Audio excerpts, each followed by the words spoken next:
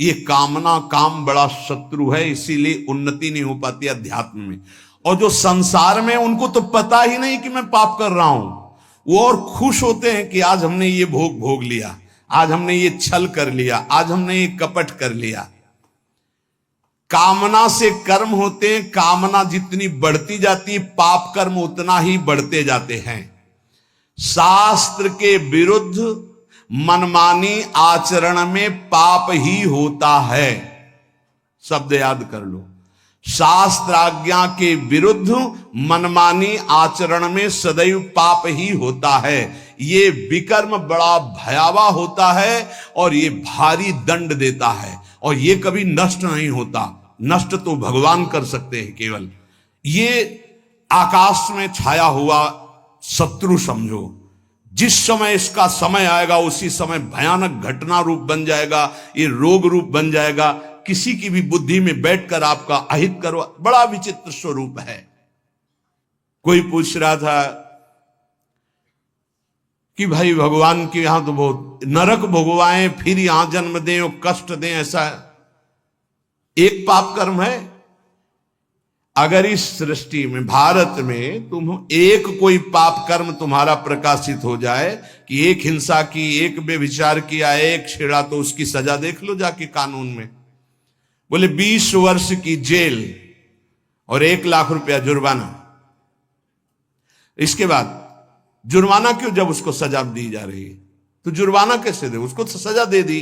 नहीं नहीं, कानून है, ऊपर से है जुर्माना। तुमने ऐसा किया, 7 साल की जेल, 50,000 जुर्माना देना पड़ेगा। ऐसे ही नरक भोग और इसके बाद पुनः तिर्यक योनियों में जन्म और उसका दंड, ये जुर्माना। खेल तमाशा समझो। लाखों पाप ऐसे हैं जो तुम्हारे प्रकाशित नहीं हुए, हमारे प्रकाशित नहीं हुए। अगर भगवान की प्राप्ति नहीं होगी तो एक एक सेकंड के कर्म का भोग भोगना पड़ेगा। ये कब तक चलता रहेगा? जब से सृष्टि रची गई आज तक चल रहा है। तो इसलिए मुझे मनुष्य शरीर से तत्वबोध या भगवत प्राप्ति अत्यंत आवश्यक है। ये काम करने के लिए हम आए हैं।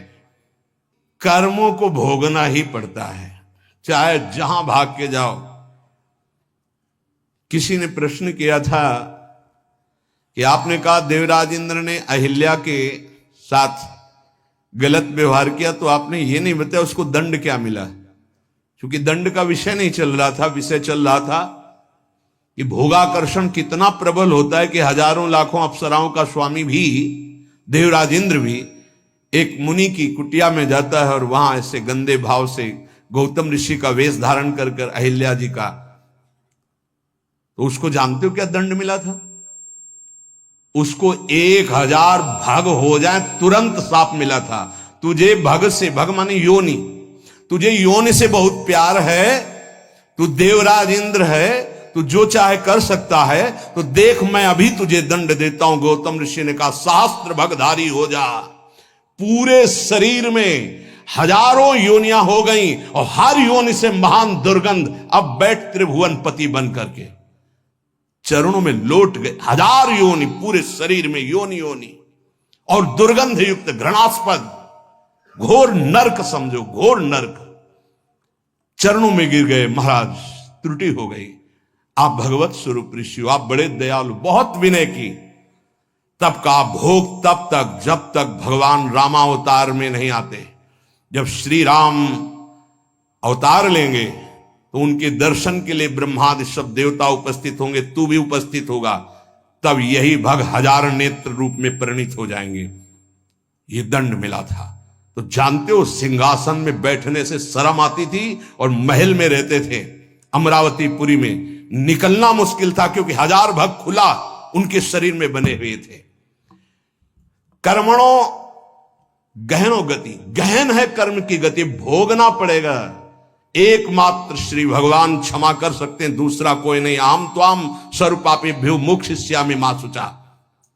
कामना जब उपासक के अंदर होती है तो ना चाहते हुए भी उससे पाप कर्म हो जाता है।